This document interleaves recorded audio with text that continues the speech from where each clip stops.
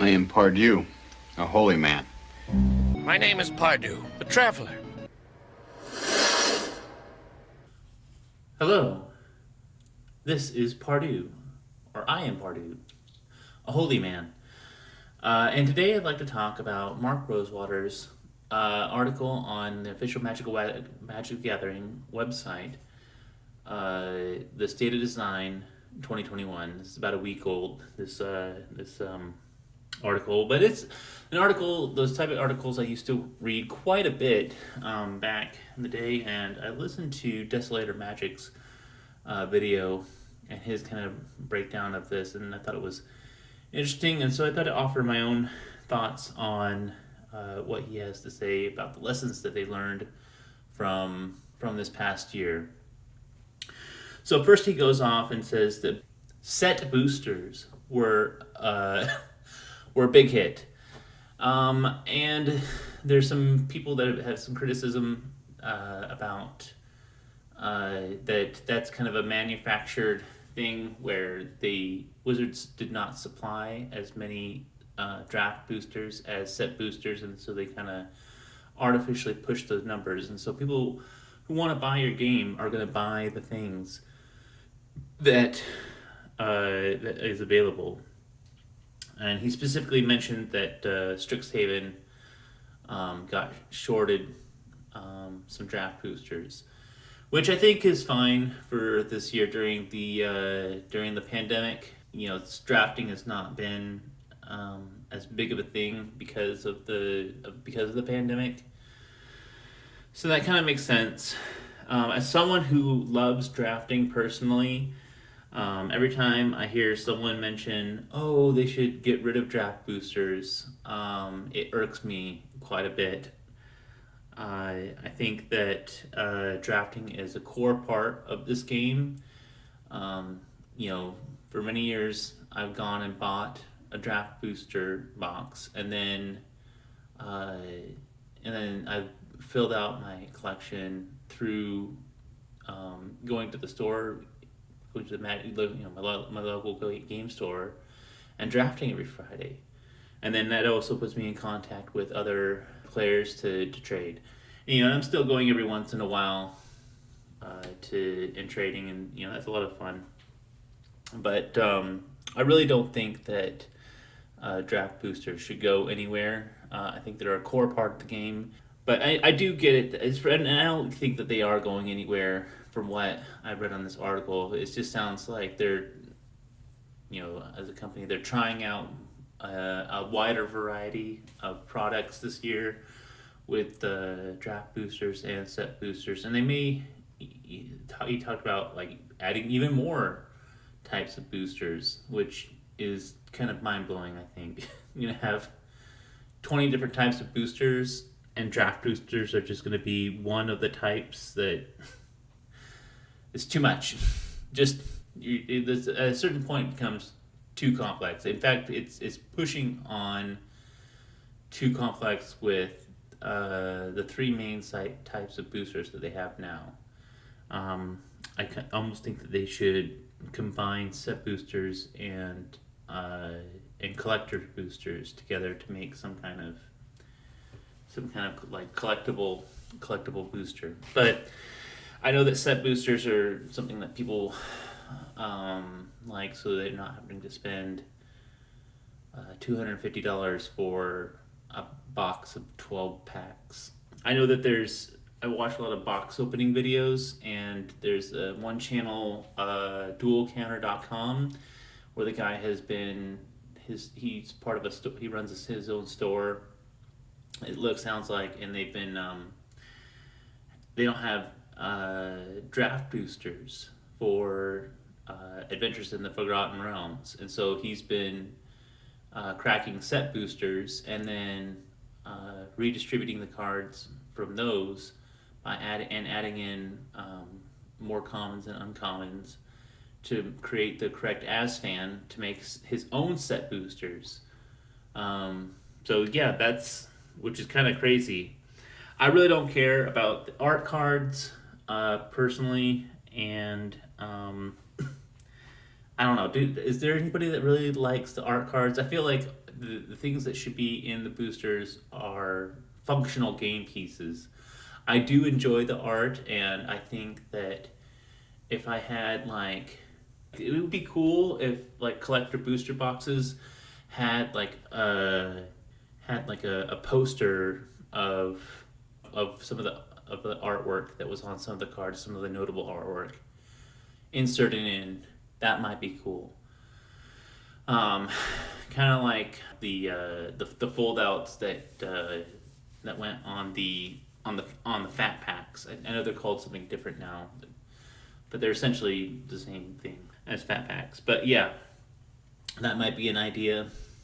But yeah, I just the main point is that it irks me every time I hear someone talk about draft boosters going away, and I'm like, no, that's it's I don't know. To me, it sounds like an essential.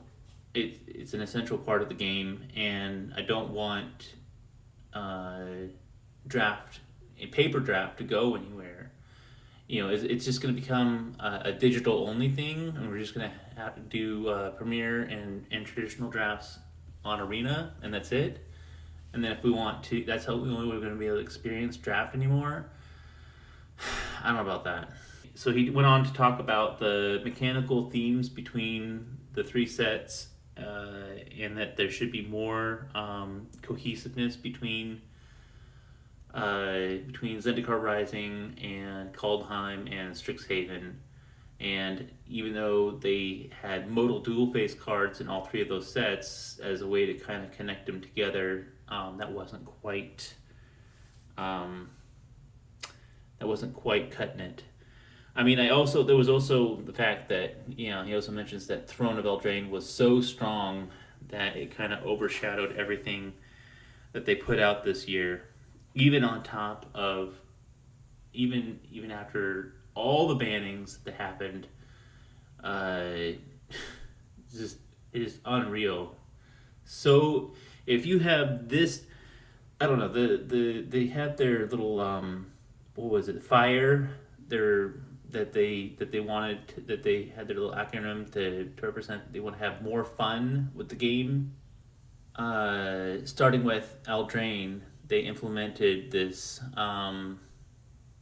fire acronym, and kind of basically as an excuse to throw all the years of learning and knowledge about how to build, how to correctly design the cards, and throw things kind of out the window and let the power scale go off the rails. Me personally, I invested in a playset of Uros, and then they got banned from. I mean, I knew they were going to get banned from Standard. I wasn't worried about that, but I thought that they would maybe survive Pioneer, but they didn't survive that. So now my Uros are worth less than they were, which is a bummer. And I can't play them in the format that I wanted to play them in. Like that's a big feels bad.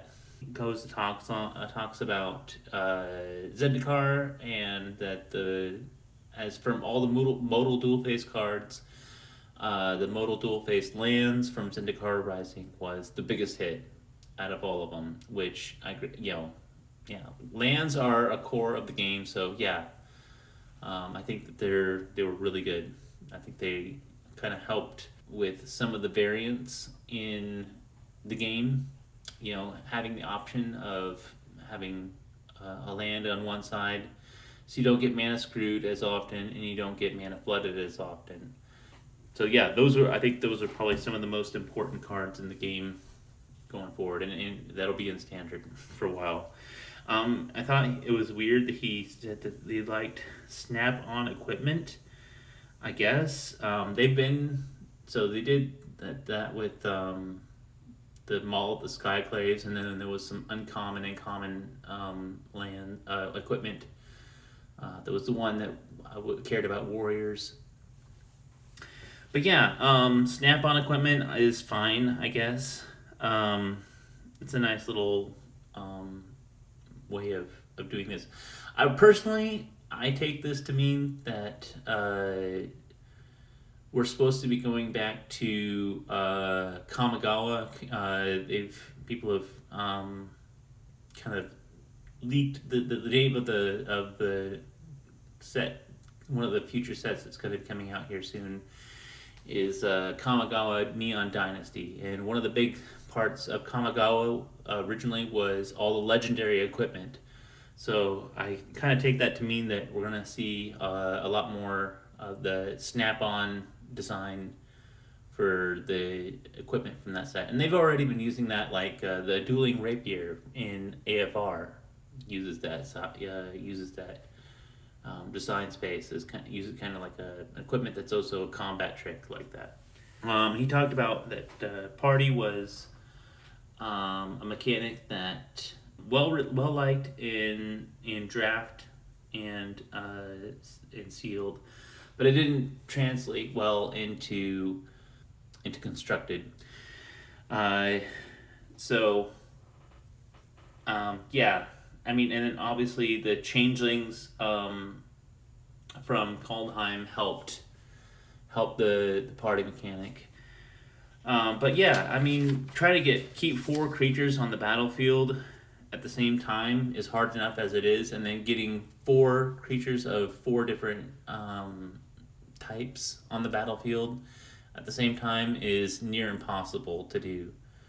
Your opponent's going to do whatever he or she can do to get rid of your creatures. So yeah, it was just a really poor mechanic as far as constructed. Apparently, it's been doing well in the standard constructed 2021, where they kind of pre-rotate out all the stuff, and the changelings are able to do that. Apparently, he said that people complained that there was no allies in Zendikar Rising, and I mean, I guess it was a sub creature type that showed up in the last two times that we went to Zendikar, but I didn't think it was like that big of a deal. They've had rebels in the past, and there's not a lot of rebel cards, or people like clamoring to get rebels. They kind of allies. They kind of feel like slivers a little bit. I don't know. I personally didn't miss allies. They're kind of a casual build around mechanic as far instead of an actual serious mechanic, and yeah, they're whatever. The one thing that I'm more disappointed that there was not more references to the Eldrazi and the battle that happened in the last set, the battle for Zendikar and Oath of the Gatewatch. That was a big miss for me. I feel like I didn't really play during original Zendikar, but I did play a lot of Battle for Zendikar, and I thought that was pretty sweet. And I think that going back to the allies, I think that having Tassery, the Beacon of Hope, was a nice one of nod to the allies. I think that was fine. But yeah, I think just having Eldrazi Monument as the only card that referenced the Eldrazi in the set was a huge miss. I really feel like there should have been, especially seeing as the story was revolved around the competing ideals between Nissa and Nahiri on how to better how was the best way going forward to restore the plane of Zendikar. There was no, and so I think reminders in the artwork and in the flavor text, and even like if there was a card that showed like the scars on the land from the Eldrazi, would have been made a lot more impact. Having like one in every 35 packs have a waste in it could have been a nice little nod to, oh, the land has still holds the scars of the Eldrazi. There could have been like a rare land that what that had like the scars of the past and had like this, this produced colorless mana and stuff like that. I don't know, something that showed the damage that was still that the plane was still recovering from would have been nice. So, yeah, that's. I feel like that was a huge miss for the world building perspective for the plane and that and this.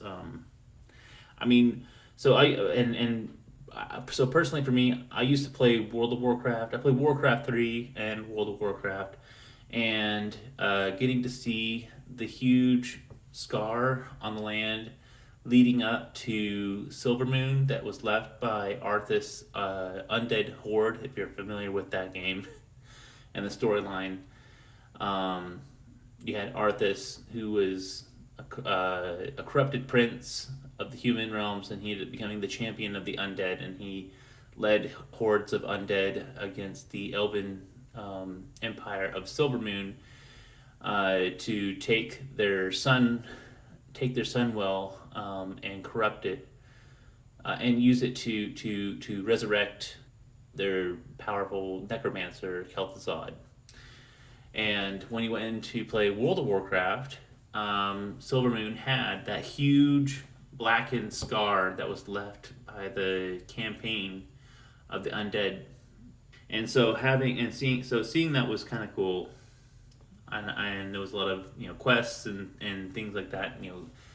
Things about cleansing the blight of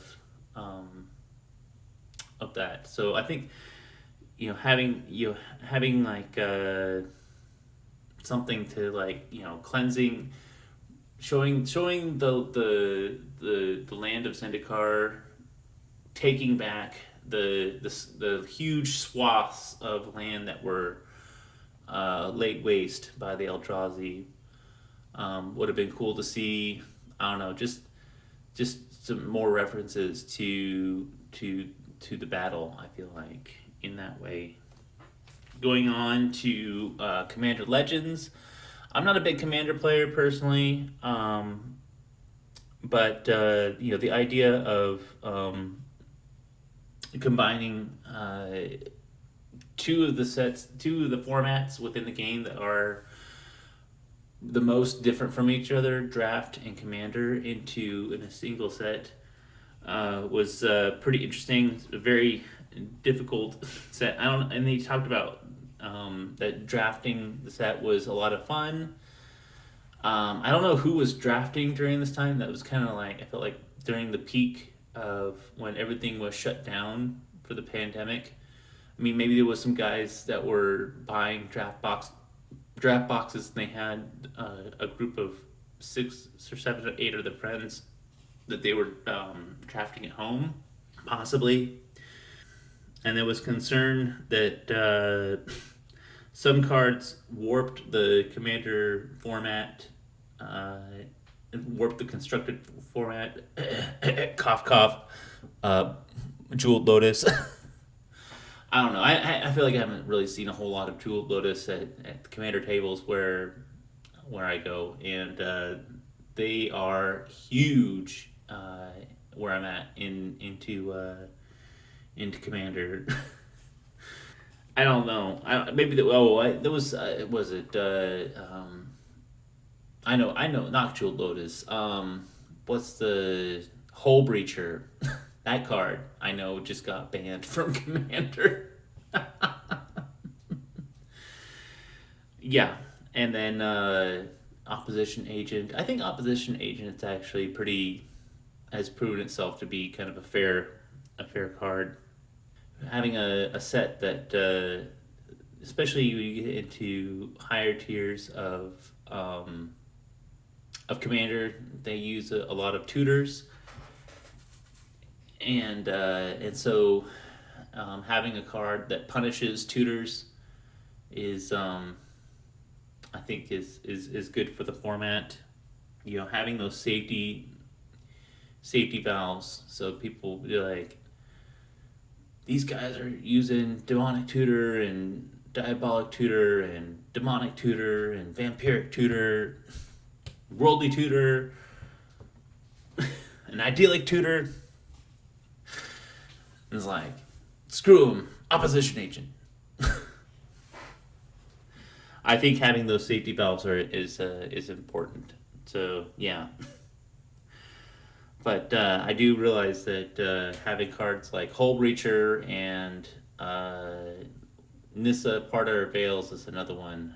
That card, ugh, it's just it's like you can't play the game. I was gonna say on Commander Legends, but it's all right. So he goes on to Kaldheim. Kaldheim, he says, was really well received. People really liked the mechanics. I agree. I think that Foretell is kind of a fixed adventure mechanic.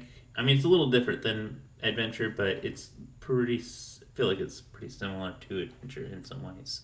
And then having the return of snow was cool. I really enjoyed that. All the sagas. So yeah, there was not enough anti-snow cards. There's really only one, Redain, God of the Worthy, and she's pretty easily dealt with.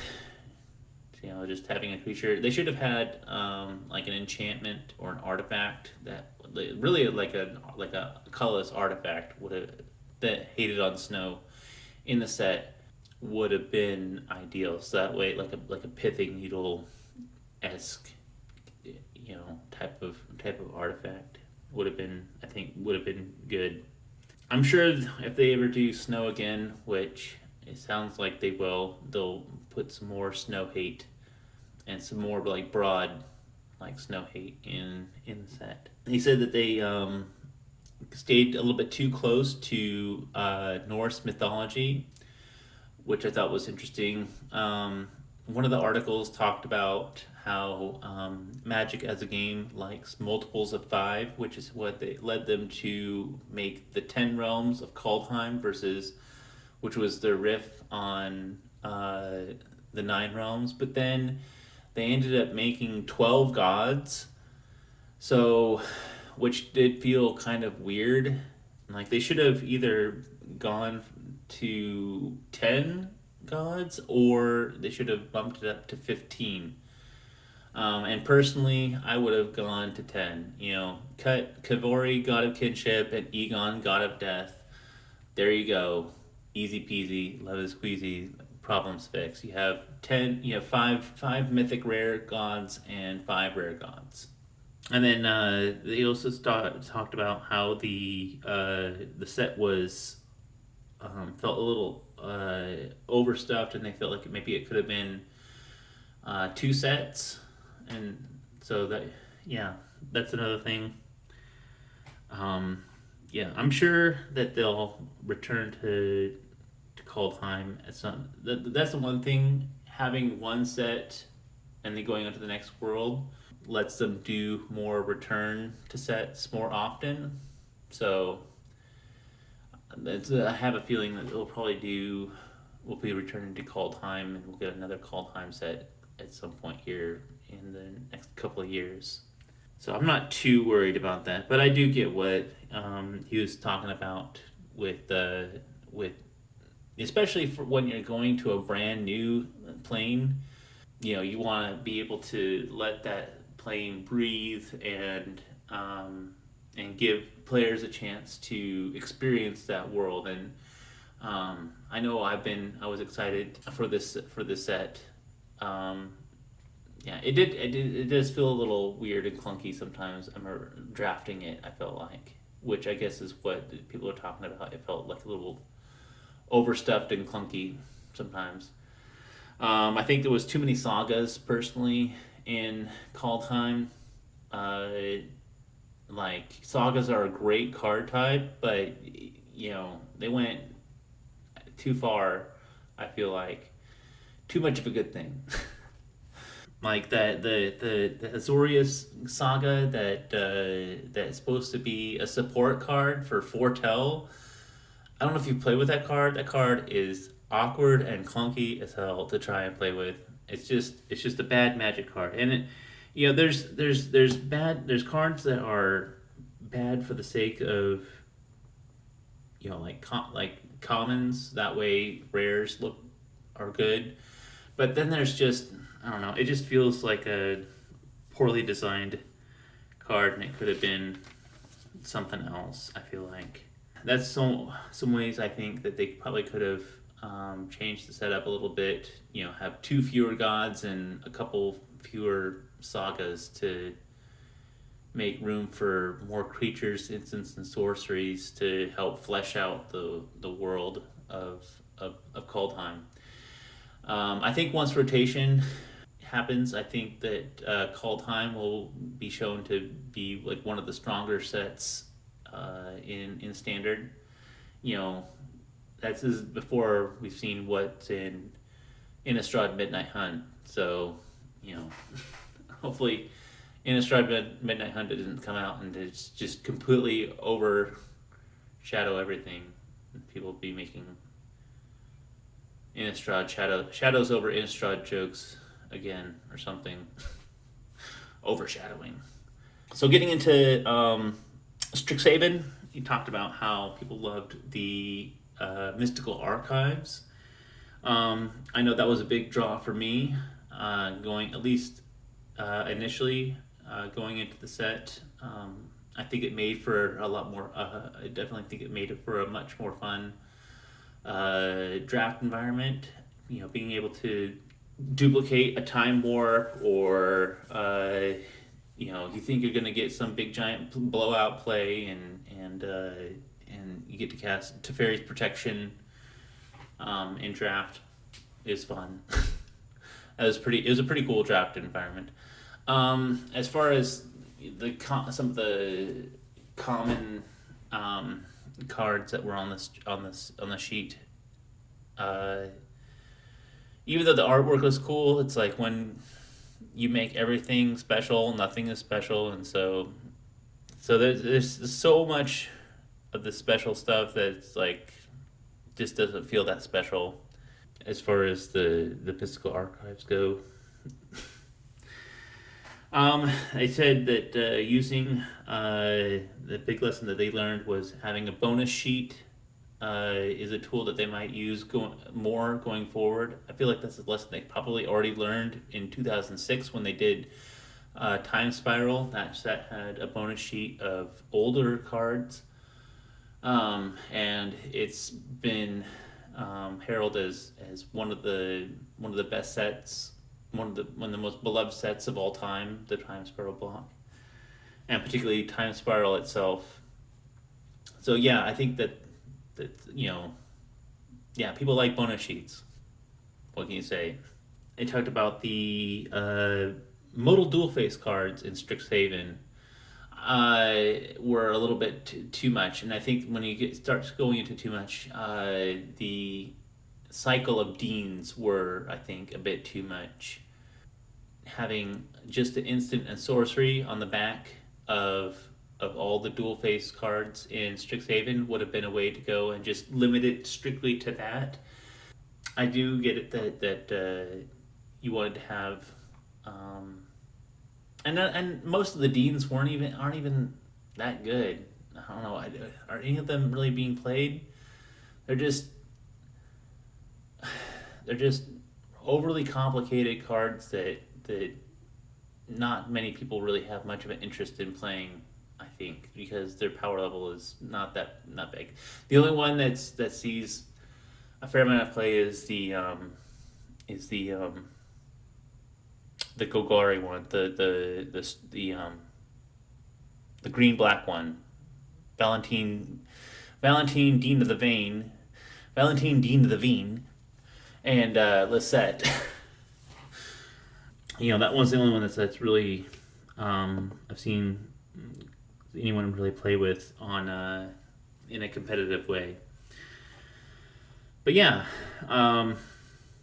didn't need to do the modal dual faced legendary creatures for the deans. I think they could have just made all the commander cards gold colored dean cards and called it good.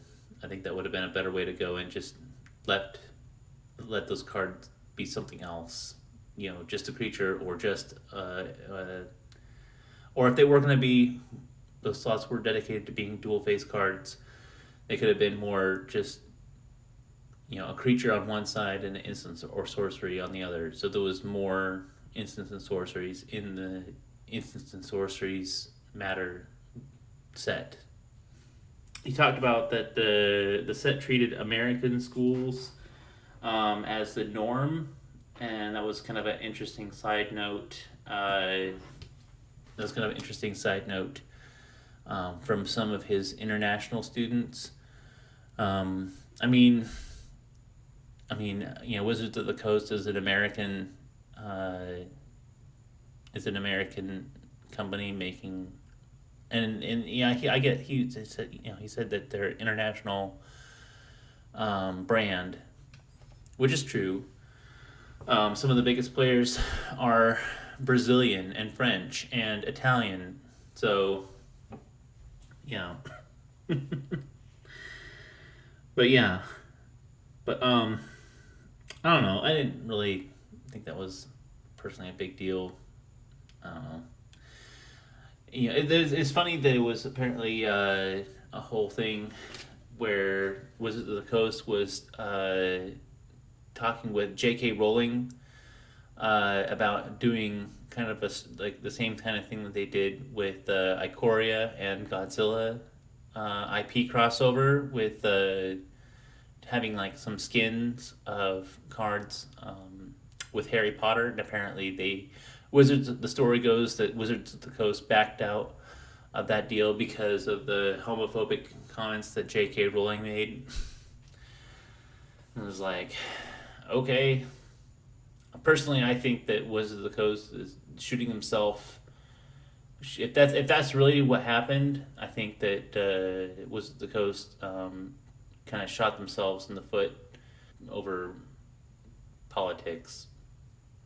I don't know. I mean, I guess good for you for sticking to your politics, but for a company that wants to be making as much money as possible, I don't know. I don't think that's the right decision that would have been made. But whatever, they can do what they want. People can make their Harry Potter altars if they want to with the Strixhaven cards.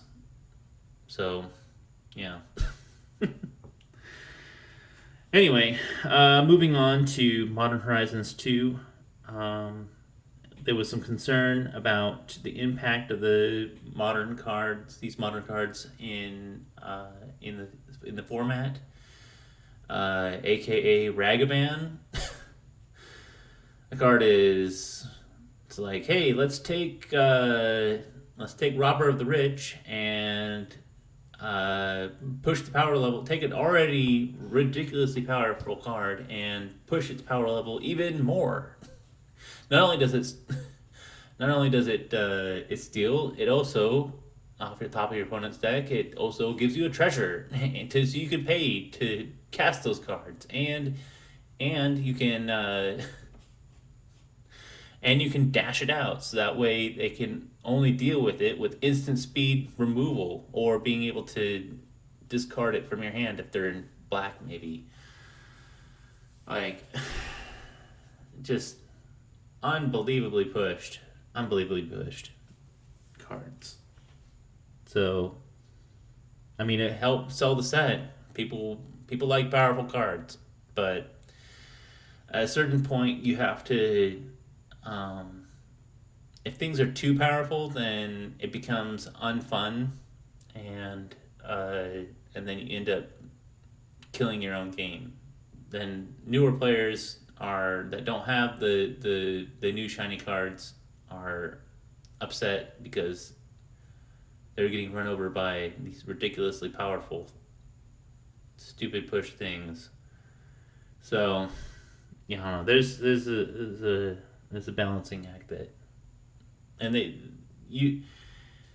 they talk about that they know that they're doing what they're doing with that, but then it seems like with this fire philosophy, they've kind of they've taken these lessons that they've learned as a company and thrown them out the window. And it's like, let's relearn relearn these same lessons that we were supposed to have learned, 20 years, 15 years ago when we were in the early days of the game. I don't know. And then Dungeons and Dragons, they said they added some cool things to white. So I went through the white cards of the set and kind of tried to see what it was that they felt like maybe they were talking about. I guess they had Teleportation Circle, Flump, and Guardian of Faith. Which, Guardian of Faith is cool. Basically putting Teferi's protection on a creature. Flump is cool for mono white, I guess, is a way of giving it card draw and being able to give a particular opponent card draw and then yourself card draw if you're blocking with that creature. I don't know. The Flump still seems kind of weak.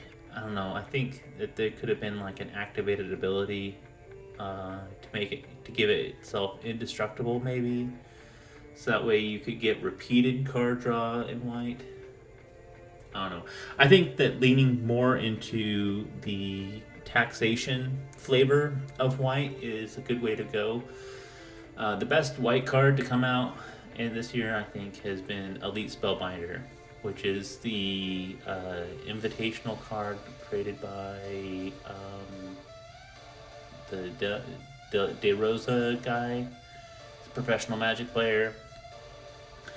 That card's cool, and I think that's a design space that they need to lean more into when it comes to white, I think.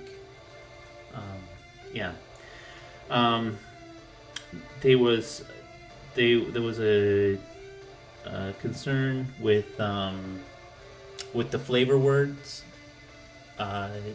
in the set, and I think that for this one set, for the D&D set, the flavor words worked, and it sounds like they're not, for a normal Magic set, they're not going to use flavor words in most products. Maybe use them for the Universes Beyond cards, which I think is the right way. I think that's the right place to use them.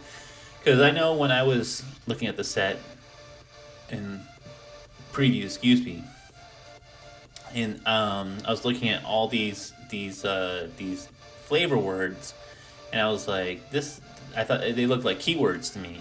Like the example that I think of off the top of my head all the time is the 2-mana 5/3 goblin that has flash, but you can only cast it if a creature died this turn, and its flavor word is tragic backstory, but that keyword is morbid.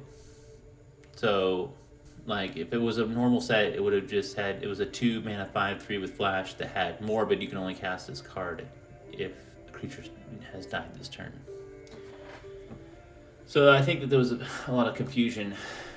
The flavor words and keywords look pretty much the same, and they even went into, I think even in the article, he ended up talking about how pack tactics in the set was kind of both a flavor word and a keyword in the set.